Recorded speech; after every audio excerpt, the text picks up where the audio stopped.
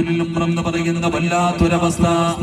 എന്റെ പ്രിയപ്പെട്ടവരെ, അല്ലാഹുവിന്റെ പരിശുദ്ധമായ ഖുർആൻ പാരായണം ചെയ്യുന്നവർക്ക് അല്ലാഹു കൊടുക്കുന്ന ഒന്നാമത്തെ പ്രതിഫലം എന്തെന്നറിയോ?